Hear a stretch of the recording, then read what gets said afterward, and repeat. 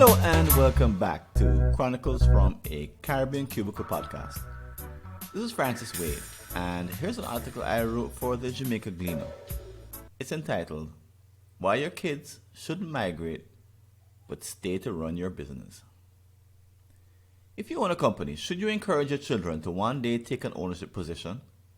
Or should they pursue a more lucrative career overseas? We Jamaicans need to challenge our habit of exporting the next generation. My son is a pediatrician in New York. There are few things that give a Jamaican parent more pride than the apparent success of their child in a foreign country. He may be miserable, divorced, and barely making ends meet in a cold corner of the South Bronx.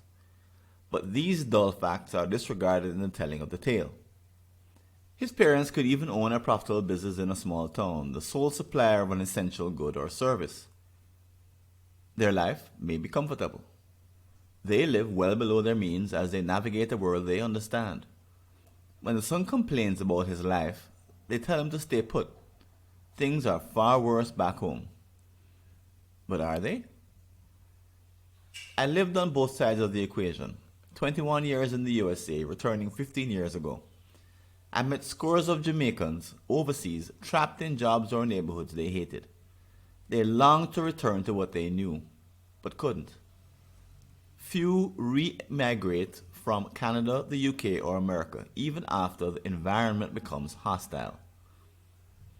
In the meantime, their parent owners did no succession planning. Eventually, these founders passed away, forcing their children to come back to pick up the pieces. There are countless versions of the above scenario. It's a sad accumulation of small, seemingly disconnected decisions that result in a huge loss of intergenerational wealth. Here are 3 new thoughts that might help.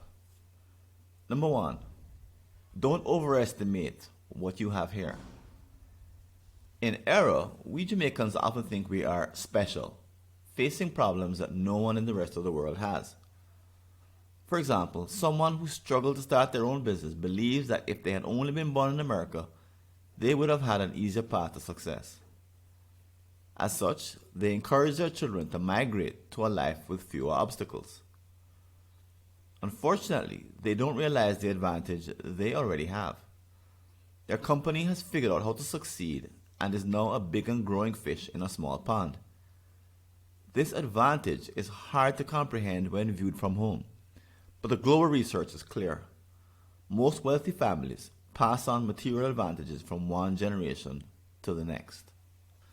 I know too many Jamaican families who ignore this fact, encouraging the next generation to abandon the massive lead their forefathers created.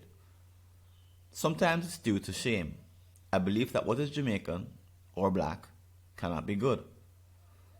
Fortunately, this opinion is changing, but there are local families destroying value by reflexively pushing their children to study and live overseas, no matter what.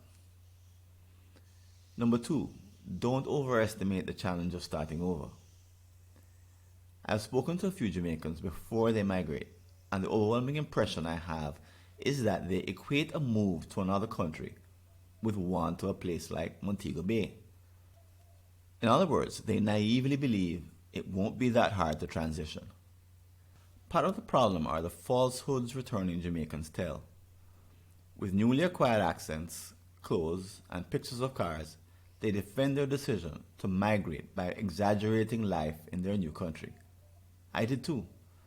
The false impression it leaves is that migrating from Jamaica is an accomplishment. In fact, it's more a case of swapping brown dog for monkey.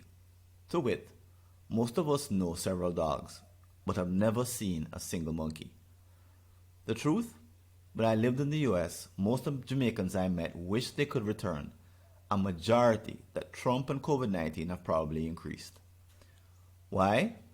While there are exceptions to the rule, most migrants who left family businesses behind struggle to achieve the quality of life their parents had back home. Living abroad is hard. And it's new.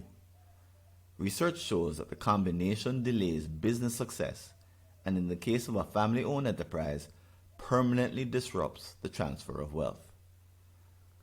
Number 3, starting too late. If there is any truth to the 2 mistakes described above, the best time to start correcting them is as soon as you, a company owner, have children. While this shouldn't be promised an easy ride, it's a good idea to teach them to love and cherish the business they could inherit. One day, their appreciation may pay off if they choose to stay home to keep the chain alive. While you shouldn't force them, their decision to continue what you began can do more than make you proud. It can build a solid foundation that serves generations to come.